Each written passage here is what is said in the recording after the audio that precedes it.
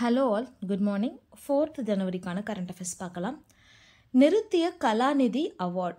இந்த அவார்டு வந்துட்டு வசந்த லக்ஷ்மி நரசிம்மாச்சாரி அப்படிங்கிற ஒரு நடன கலைஞர்களுக்கு இந்த வருஷம் கொடுத்துருக்காங்க. இந்த அவார்டு வந்து எதற்காக அப்படின்னு பார்த்தீங்கன்னா, நடனத்துறையிலையும் இசைத்துறையிலையும் அவங்க இயற்றிய நிறைய சாதனைகளுக்காக இந்த அவார்டு கொடுத்துருக்காங்க. இந்த அவார்டை யார் கொடுக்குறாங்கன்னா, மியூசிக் அகாடமி ஆஃப் சென்னை தான் கொடுத்துருக்காங்க. இந்த விருது வாங்கின வசந்தலக்ஷ்மி நரசிம்மாச்சாரி வந்துட்டு சிங்கப்பூரில் உள்ள அகாடமியில் அவங்க வந்துட்டு இந்த பரதநாட்டியம், குச்சிப்புடி இந்த மாதிரி நடன கலைகளை வந்துட்டு பயிற்றுவிக்கும் ஒரு ஆசிரியராக இருக்காங்க. தென் நேற்றே நம்ம பார்த்துருந்தோம், பாம்பே ஜெயஸ்ரீ மேம் அவங்களுக்கு கூட ஒரு அவார்டு கொடுத்துருந்தாங்கன்னு பார்த்தோம். இன்றைக்கி வந்துட்டு அவங்களுக்கு சங்கீத கலாநிதி கொடுத்துருந்தாங்க, இவங்களுக்கு நிருத்திய கலாநிதி கொடுத்துருக்காங்க. அவங்களுக்கு இசைத்துறையில் இவங்க நடன கலைஞர், பரதநாட்டியம் வந்து மெயின் டான்ஸு, அது போக குச்சிப்புடி, இன்னும் நிறைய நாட்டிய கலைகள் வந்து இவங்களுக்கு தெரிஞ்சிருக்கு அப்படின்னு சொல்கிறாங்க. தென் மதுரையில் பிரம்மாண்ட ஜல்லிக்கட்டு அரங்கு வந்துட்டு ஒன்று கட்டிகிட்டு இருக்காங்க. இந்த பொங்கல் விழாவை முன்னிட்டு ஒரு ஜல்லிக்கட்டு நடக்கும் இல்லையா, வருஷம் ஜல்லிக்கட்டு நடக்குது. அந்த விழாவின் போது தமிழக முதல்வர் வந்து அதை திறந்து வைக்க போகிறாங்க அப்படின்னு சொல்லியிருக்காங்க. அலங்காநல்லூர் மதுரையில் தெரியும் இல்லையா, அதில் கீழக்கரை அப்படிங்கிற இடத்துல ஒரு பிரம்மாண்டமான ஜல்லிக்கட்டு மைதானம் ஒன்று ஓப்பன் பண்ணியிருக்காங்க. 2017 வந்துட்டு ஒரு ப்ரொட்டஸ்ட் பண்ணாங்க, ஜல்லிக்கட்டு ப்ரொட்டஸ்ட். எல்லாருக்குமே தெரியும், ஜல்லிக்கட்டு போராட்டம் வந்துட்டு, ஜல்லிக்கட்டுக்கான ஆதரவு போராட்டம் வந்துட்டு தமிழ்நாடு முழுவதும் நடந்தது. சென்னையில் வந்துட்டு ரொம்ப நிறைய பேர் வந்து பார்ட்டிசிபேட் பண்ணிட்டு இருந்தாங்க. அதுக்கப்புறம் தான் இந்த ஜல்லிக்கட்டு மீதான ஆர்வம் வந்துட்டு மக்களிடையே ரொம்ப ஜாஸ்தியாக இருந்துச்சு. தென் 2018 வந்துட்டு இந்த அரங்கு வந்துட்டு கட்ட போகிறோம் அப்படின்னு சொல்லியிருந்தாங்க. அதற்கான வேலைகள் நடைபெற்றது. இது எப்படி இருக்குன்னா, வெளிப்புறத்துலேருந்து பார்க்கும்போது ஒரு அரண்மனையோட முகப்பு மாதிரி இருக்கும். தென் உட்புறம் வந்துட்டு கிரிக்கெட் மைதானம் மாதிரி இருக்கும். ஸோ நடுவில் ஜல்லிக்கட்டு நடக்கும், மேலேருந்து எல்லாருமே வந்து பார்வையாளர்கள் பார்க்கலாம் அப்படிங்கிற மாதிரி. இந்த ஆதரவு போராட்டத்திற்கு பிறகு வந்து என்னன்னு பார்த்தீங்கன்னா, அதுக்கு முன்னாடி தமிழக அளவில் மட்டும்தான் வந்துட்டு இந்த ஜல்லிக்கட்டு பிரபலமாக இருந்தது. ஈவன் தான் எல்லாருக்கும் தெரியும் அப்படிங்கிறனாலும் ரொம்ப பிரபலம்லாம் சொல்ல முடியாது. பட் இந்த போராட்டத்துக்கு அப்புறம் வெளி மாநிலங்களிலிருந்தும் ஈவன் வெளிநாட்டிலிருந்துமே வந்துட்டு அதிக அளவில் வந்துட்டு சுற்றுலா பயணிகள் இந்த போட்டியை பார்க்குறதுக்கு மட்டுமே வராங்க அப்படிங்கிறதுக்காக இதுக்கு ஸ்பெசிஃபிக்காக ஒரு அரங்கம் கட்டியிருக்காங்க. தென் ஹிட் அண்ட் ரன் இஷ்யூ. இப்போ ரீசெண்டாக வந்துட்டு இந்த ஒரு ப்ரொட்டஸ்ட் நடந்துட்டுருக்கு. இதற்கு காரணம் என்ன அப்படின்னா, குற்றவியல் நடைமுறை மசோதாக்கள் வந்து நிறைவேற்றம் ஆயிடுச்சு. இது சீக்கிரமாக இம்ப்ளிமெண்ட் பண்ண போகிறோம் அப்படின்னு சொல்லியிருக்காங்க. இதில் வந்துட்டு ஹிட் அண்ட் ரன் அப்படிங்கிற மாதிரி ஒரு தண்டனை கொடுத்துருக்காங்க. ஹிட் அண்ட் ரன், ஒருத்தங்களை வந்துட்டு ஓட்டுநர்கள் வந்து அவங்க மேலே மோதி விபத்து ஏற்பட்டுட்டு அந்த இடத்துல இருந்து அவங்க தப்பிச்சு போயிட்டாங்க அப்படின்னா அவங்களுக்கான அந்த குற்றவியல் தண்டனை இருக்கு இல்லையா, அதை ஜாஸ்தி பண்ணியிருக்காங்க. இதுக்கு முன்னாடி வந்துட்டு 7 ஆண்டுகள் ப்ளஸ் அபராதம் இருந்தது. ஃபஸ்ட்டு 2 ஆண்டு ப்ளஸ் அபராதம் இருந்தது. அதாவது கவனக்குறைவாக விபத்து ஏற்படுத்திட்டாங்கன்னா அதை வந்து இப்போது 7 ஆண்டுகள் மற்றும் அபராதம் மாற்றிருக்காங்க.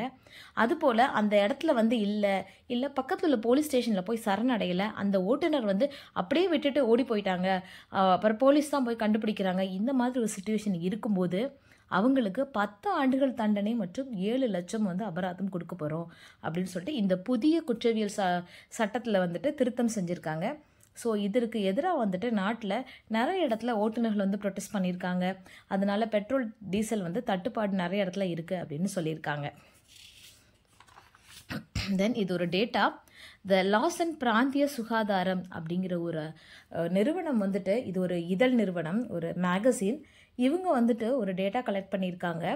அதில் 2019 மட்டும் இந்தியாவில் புற்றுநோய்க்கு 9.9 லட்சம் பேர், 9.3 லட்சம் பேர் வந்துட்டு உயிரிழந்திருக்காங்க அப்படின்னு சொல்லியிருக்காங்க. புதிய நோயாளிகளின் தொற்று விகிதம் வந்துட்டு ஜாஸ்தியாகிக்கிட்டே இருக்குது அப்படின்னு சொல்லியிருக்காங்க. ஏஷியாவில் ஃபர்ஸ்ட் பிளேஸில் இந்த புற்றுநோயில் வந்துட்டு இறந்து போகிறவங்களோட விகிதம் வந்து சைனாவில் அதிகமாக இருக்குது, 2வது இந்தியாவில் அதிகமாக இருக்குது. என்னென்ன மாதிரி புற்றுநோய்கள்லாம் வந்துட்டு அதிகமாக பரவுது அப்படின்னா, மோஸ்ட்லி மூச்சுக்குழாய் மற்றும் நுரையீரல் புற்றுநோய் வந்து ஏஷியாவில் உள்ளவங்களுக்கு ஜாஸ்தியாக இருக்குன்னு சொல்லியிருக்காங்க. தென் இந்த வரிசையில் மார்பக புற்றுநோய் 2வது இடம் இருக்குது, பெருங்குடல், இரைப்பை, மலக்குடல் புற்றுநோய் வந்துட்டு 3வது இடத்துலையும் இந்த மாதிரி வரிசையாக வந்து பார்த்துருக்காங்க. புற்றுநோய் வருவதற்கு 34 ஆபத்து காரணிகளை வந்துட்டு அவங்க வரிசைப்படுத்தியிருக்காங்க. 34 காரணிகளில் மரபியல் காரணிகள் இதெல்லாமே இருக்குது. ஸோ இயற்கை காரணிகளும் இருக்குது, நிறைய வந்துட்டு செயற்கை காரணிகள் தான் இருக்குது. அதிகமான பொல்யூஷன், பிளாஸ்டிக் பயன்பாடு, மாசடைந்த நீர், காற்று இதெல்லாம் இருக்குது. தென் தனி மனித உடல் பழக்க வழக்கங்கள்னு பார்த்தோம்னா மது அருந்துதல், அதுக்கப்புறம் புகைப்பிடித்தல், போதைப் பொருட்கள் உட்கொள்ளுதல், இதுதான் வந்துட்டு முக்கியமான ரீசனாக அவங்க வகைப்படுத்துகிறாங்க. தென் பிரதமர் Modi opens Kochi Lakshadweep under C internet cable project. நம்ம வந்து லக்ஷதீப்புக்கு ஒரு இன்டர்நெட் சர்வீஸ் வந்துட்டு ப்ரொவைட் பண்ணியிருக்கோம். அண்டர் இந்தியாவோட ஒரு ஃபினான்ஸ்லையும் அவங்களோட கூட்டு முயற்சியிலும் வந்துட்டு நம்ம ஒரு இன்டர்நெட் சர்வீஸ் வந்து ப்ரொவைட் பண்ணியிருக்கோம். இதோ பிஎஸ்என்எல்லேருந்து ப்ரொவைட் பண்ணியிருக்காங்க. லக்ஷதீப்பில் வந்துட்டு இன்டர்நெட் சேவை ரொம்ப ரொம்ப கம்மியாக இருக்குங்க. இந்த சேவைனால் அவங்களோட சேவை தரம் வந்துட்டு 100 மடங்கு உயரும் அப்படிங்கிற மாதிரி சொல்லியிருக்காங்க. ஸோ அந்த அளவுக்கு ஒரு பயங்கரமான சப்போர்ட்டை கொடுத்துருக்கோம். இது என்னென்னு பார்த்தீங்கன்னா அண்டர் சி இன்டர்நெட் கேபிள். இதுதான் இந்த இடத்துல ரொம்ப முக்கியமான ஒரு key point. Then digital Bharat நிதியிலேருந்து இதை கொடுத்துருக்கோம். எந்த ஆக்டில் வருதுன்னா டெலிகம்யூனிகேஷன் ஆக்ட் 2023 கீழே வருது. Then 55% of the patients given antibiotics only as a preventive measure, says survey. இப்போ நம்ம ஒரு நார்மலான ஒரு சின்ன சின்ன நோய்க்கே கூட நம்ம ஆன்டிபயோட்டிக் எடுக்கிறது அது என்ன சொல்கிறது, ஒரு சுய மருந்து மாதிரி நம்ம எடுக்க ஆரம்பிச்சிட்டோம். ஸோ இந்த ஆன்டிபயோட்டிக்ஸ் வந்துட்டு 55% ஆஃப் தி பீப்புளுக்கு எதுக்கு கொடுக்குறோம்னா ஒரு ப்ரிவென்டிவ் மெஷராகவே கொடுக்குறோம் அப்படிங்கிற மாதிரி ஒரு இந்தியாவில் கனெக்ட் பண்ண சர்வே சொல்லியிருக்காங்க. WHO என்ன சொல்லியிருக்காங்கன்னா அதிகமான வந்து இந்த ஆன்டிபயோட்டிக் டேப்லெட்ஸை இல்லை மெடிசின்ஸ்லாம் நம்ம எடுத்துக்கும் போது ஆன்டிபயோட்டிக்கு எதிராக வந்துட்டு உடம்புல வந்து தனியாக ஒரு ரெசிஸ்டன்ஸ் உருவாகிடுது. அது வந்துட்டு ஆன்டி மைக்ரோபியல் ரெசிஸ்டன்ஸ் சொல்கிறாங்க. நிறைய நம்ம மாத்திரை போட்டு நம்மளுக்கு இந்த ரெசிஸ்டன்ஸ் உருவாயிடுச்சுன்னா இஃப் இன்கேஸ் ஏதாவது ஒரு டிசீஸ் வருங்கும்போது அதை ட்ரீட் பண்ணுறதுக்கு நீங்கள் ஆன்டிபயோட்டிக் போட்டிங்கன்னா பாடி ஆல்ரெடி ரெசிஸ்டன்ஸில் இருக்கிறதுனால அந்த மருந்துகள் நமக்கு வேலை செய்யாது. ஸோ இந்த ஆன்டி மைக்ரோபியல் ரெசிஸ்டன்ட் வந்து மக்களுக்கு நிறைய பேருக்கு வந்துட்டு இப்போ ஜாஸ்தியாக உருவாக்கிட்டு இருக்கு. ஸோ இதனால் புதுசாக ஏதாவது பாக்டீரியா நோய் வந்ததுன்னா அதிலிருந்து எப்படி தப்பிக்க போகிறோன்னு நிறைய ரிசர்ச் பண்ணணும் அப்படிங்கிற மாதிரி WHO வந்துட்டு அவங்களோட ஆதங்கத்தை தெரிவிச்சிருக்காங்க. தென் இது ஒரு ஆர்டிக்கலுங்க, இது ஒரு எடிட்டோரியல் பேஜில் உள்ள ஆர்டிக்கல். என்ன கொடுத்துருக்காங்கன்னா why is upskilling necessary for the rural youth. இது ரொம்ப முக்கியமான ஒரு டாபிக். சோஷியல் இஷ்யூஸ்லேயும் வரும், எக்கனாமிக்கல்லையும் வரும். எப்படி கொடுத்துருக்காங்க பாருங்கள். எதற்கு வந்துட்டு ஒரு திறன் மேம்பாடு அவசியம், அதாவது ரூரலில் உள்ள யூத்துக்கு வந்துட்டு எதுக்கு திறன் மேம்பாடு அவசியம் அப்படிங்கிற மாதிரி வந்துட்டு ஒரு எடிட்டோரியல் பேஜ் கொடுத்துருக்காங்க. அதில் அவங்களே நிறைய சப் டாபிக்லாம் கொடுத்து அழகாக கொடுத்துருக்காங்க. ஃபர்ஸ்ட் வந்துட்டு ரூரலோட இன்கம் என்ன, அதுக்கு மெயின் சோர்ஸ் என்ன அப்படிங்கிற மாதிரி கொடுத்துருக்காங்க. எல்லாருமே அவங்களோட ஃபேமிலி ஓன்டு ஃபார்ம்ஸ், அதாவது தன்னோட குடும்பம் சார்ந்த விவசாய நிலத்தில் தான் வந்துட்டு நிறைய பேர் வேலை செஞ்சிட்ருக்காங்க. சமீபத்தில் நடந்த நேஷ்னல் சாம்பிள் சர்வே படி 34 மில்லியன் ஃபார்மர்ஸ் வந்துட்டு அவங்களோட விளை நிலத்தை விட்டுட்டு வேறு வேலை தேடிட்டு மோஸ்ட்லி கன்ஸ்ட்ரக்ஷன் ஒர்க்கராக போயிருக்காங்க அப்படின்னு சொல்லியிருக்காங்க. இந்த சர்வே எப்போ உள்ள மக்களை பார்க்குது அப்படின்னா 2004 12 வரைக்குமான அந்த மக்களோட கருத்து கணிப்பில் என்ன சொல்லியிருக்காங்கன்னா கணக்கெடுப்பில் என்ன சொல்லியிருக்காங்கன்னா 34 மில்லியன் ஃபார்மர்ஸ் வந்துட்டு விவசாய தொழிலையும் அவங்களோட விளைநிலத்தையும் விட்டுட்டு கன்ஸ்ட்ரக்ஷன் ஒர்க்காக மாறியிருக்காங்க அப்படின்னு சொல்லியிருக்காங்க. ஸோ அவங்களோட மெயின் சோர்ஸ் அக்ரிகல்ச்சரில் இருக்குது, பட் இப்போ அக்ரிகல்ச்சரை தாண்டி கன்ஸ்ட்ரக்ஷன் ஒர்க்குக்கும் போயிட்டாங்க அப்படின்னு சொல்லிட்டு ஸோ இதுக்கு என்ன கொடுத்துருக்காங்க, we need alternative employment opportunities for rural youth அப்படின்னு கொடுத்துருக்காங்க. ஸோ இதுக்கு ஒரு கன்க்ளூஷன் கொடுத்துருக்காங்க. தென் எப்போதுமே விளைநிலத்தை விட்டுட்டு வெளியே எடுத்துக்கு போனாங்கன்னா கண்டிப்பாக மைக்ரேஷனில் தானே போவாங்க. ஸோ இந்த மைக்ரேஷனை எப்படி கண்ட்ரோல் பண்ணிருக்காங்க கொடுத்துருக்காங்க. அவங்களுக்கு ஒரு மீனிங்ஃபுல் எம்ப்ளாய்மெண்ட் க்ரியேட் பண்ணணும். தென் ஒகேஷ்னல் ட்ரைனிங் கண்டிப்பாக கொடுக்கணும். ஒகேஷ்னல் ட்ரைனிங்னா அந்த மண் சார்ந்து என்னென்ன ரூரல் ஸ்கில்ஸ் இருக்கோ அதை நம்மளால் ஃபஸ்ட்டு ப்ரையாரிட்டி கொடுக்கணும். அதுக்கப்புறம் மற்ற ஸ்கில்க்கு போய்க்கலாம். இப்போ அந்த இடத்துல வந்துட்டு ரொம்ப அழகான மண் இருக்குது அப்படின்னா ஃபஸ்ட்டு அவங்களுக்கு ஒரு பாட்ரி செய்கிறதுக்கோ இல்லை அங்கே உள்ள ஆர்ட் அண்ட் கிராஃப்ட் செய்கிறதுக்கோ கொடுக்கணும். ஸோ ஃபஸ்ட்டு ஒகேஷ்னல் ட்ரைனிங் வந்துட்டு அவங்களோட ட்ரெடிஷ்னல் சார்ந்தும் அவங்களோட வில்லேஜ் சார்ந்து சாயில் சார்ந்து கொடுக்கணும் அப்படிங்கிற மாதிரி சொல்லியிருக்காங்க. நெக்ஸ்ட்டு ஸ்கில் ஆன் வீல்ஸ் அப்படின்னு ஒரு ஸ்கீம் இருக்குது.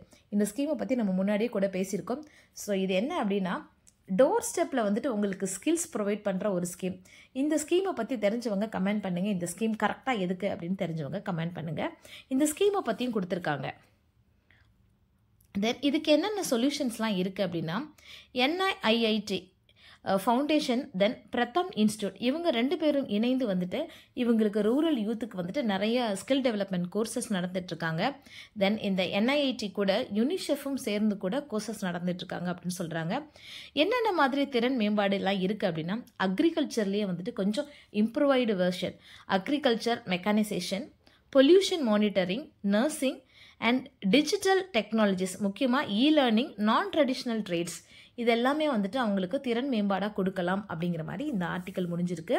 இந்த மாதிரி எடிட்டோரியல் பேஜும் இப்போ கொஞ்சம் கொஞ்சமாக ஸ்டார்ட் பண்ணலாம் அப்படின்னு முடிவு பண்ணியிருக்கோம்.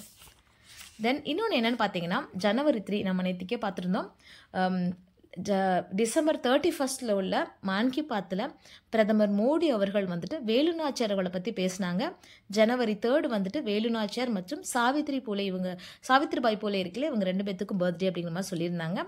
நேற்று ஜனவரி 3 இது தமிழ்நாடு அரசு கொடுத்த அறிவிக்கையின்படி வீரபாண்டிய கட்டபொம்மன் அவர்களுக்கும் வந்துட்டு பிறந்த நாள் ஜனவரி 3ன்னு சொல்லியிருக்காங்க. ஸோ ஜனவரி 3 வந்துட்டு சுதந்திர போராட்டத்தில் தமிழ்நாட்டிலிருந்து மிகப்பெரிய பங்காற்றிய 2 பேரோட பிறந்தநாள். ஒன்று வேலு நாச்சியார் அம்மையார், இன்னொன்று வீரபாண்டிய கட்டபொம்மன் அவர்கள். தென் குற்றவியல் சட்ட மசோதாக்கள், இந்த புதிய சட்ட மசோதாக்கள் வந்தது இல்லையா, இதை பற்றி ஒரு பார்வை, அதுவும் வந்து ஒரு எடிட்டோரியல் பேஜில் இருக்குது, அதை பற்றி நம்ம பார்க்கலாம். மற்றும் 3 குற்றவியல் சட்டங்கள் வந்து இதுக்கு முன்னாடி இருந்தது.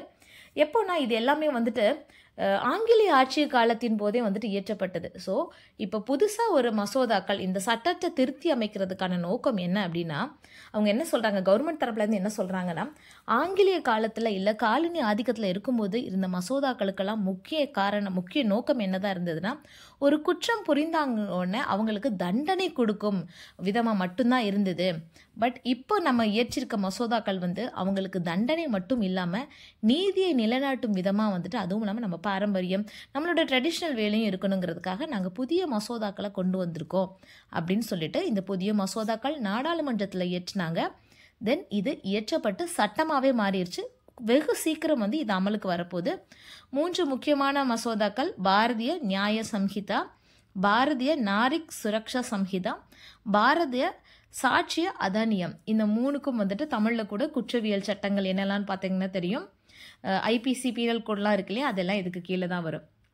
தென் இதில் முக்கியமாக என்னென்ன மாற்றங்கள்லாம் இருக்குது அப்படின்னு பார்த்தோம்னா, இப்போது நிறைய இடத்துல வந்து இந்த கும்பல் கொலைகள் வந்து நடைபெறுது. கும்பலாக போயிட்டு ஏதாவது ஒரு பிரச்சனை இருக்கும், அதற்கு ஒரு 5-6 பேர் சேர்ந்து வந்துட்டு ஒரு கொலைகள் பண்ணுறது அடிக்கடி நம்ம நியூஸ் பேப்பர்லலாம் பார்க்க முடியுது. முக்கியமாக ஆணவ கொலைகள் கூட இந்த மாதிரி நடைபெற்றிருக்கு. இதுக்கு முன்னாடி இந்த கும்பலாக கொலை பண்ணுறது இல்லை, இதுக்கு திட்டமிடுதல், இதுக்கு எல்லாமே வந்துட்டு 7 ஆண்டுகள் வரைக்கும் சிறை தண்டனை இருந்தது. இப்போ அதை மாற்றி இப்போது ஆயுள் கால சிறை தண்டனைக்காக ஒரு மாற்றம் இருக்குது. அதாவது இதில் நிறைய மாற்றம் இருக்குங்க. இந்த 3 மசோதாக்களையும் முக்கியமான மாற்றங்களை மட்டும் இதில் கொடுத்துருக்காங்க.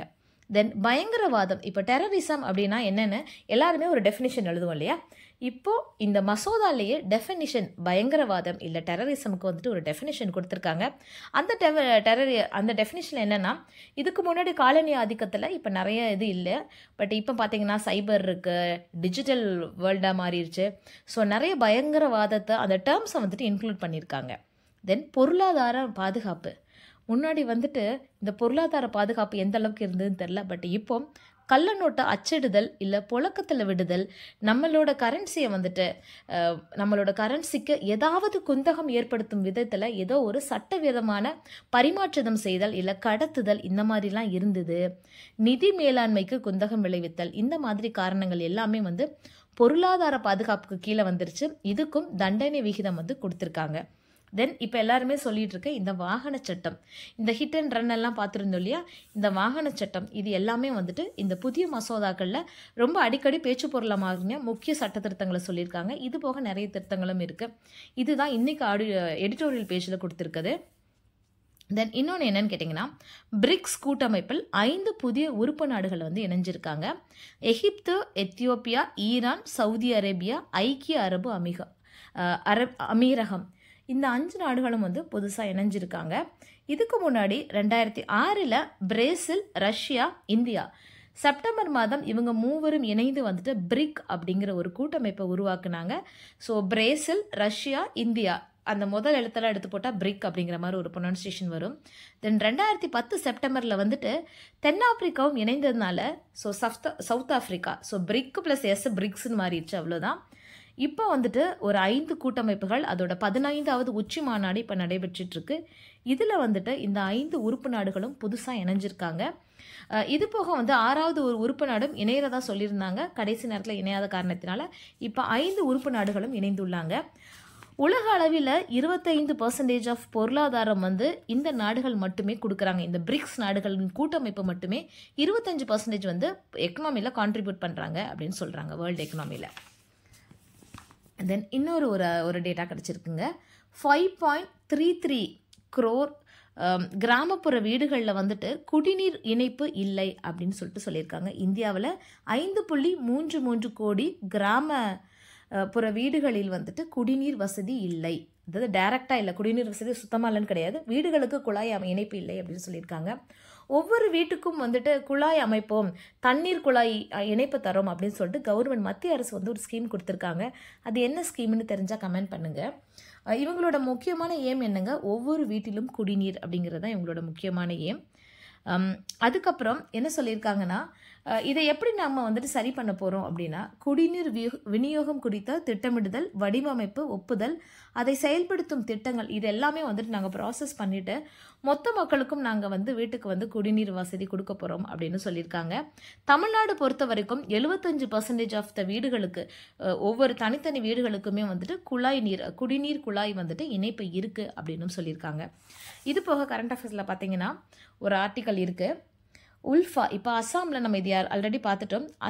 அஸ்ஸாமில் வந்துட்டு மத்திய அரசும் அஸ்ஸாமில் இதுக்கு முன்னாடி பிரிவினைவாதம் அப்படிங்கன்னு இல்லை பயங்கரவாதம் இந்த மாதிரி செயல்களில் ஈடுபட்டு இருந்த உல்ஃபா அமைப்பும் ஒரு அமைதி உடன்படிக்கையில் வந்து சைன் பண்ணியிருக்காங்க. ஒரு 2-3 நாளைக்கு முன்னாடி கரண்ட் அஃபேர்ஸில் பார்த்துருந்தோம்.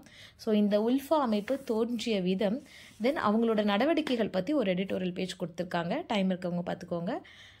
தென் குடியுரிமை சட்ட விதிகள் எப்படி வந்துட்டு இப்போது இந்த புதிய குற்றவியல் சட்ட விதிகள் வந்துட்டு ரொம்ப பாப்புலரான பேச்சு பொருளாக இருக்குதோ, இதே மாதிரி 2019 குடியுரிமை சட்ட விதிகள் வந்துட்டு ரொம்ப பாப்புலராக இருந்தது.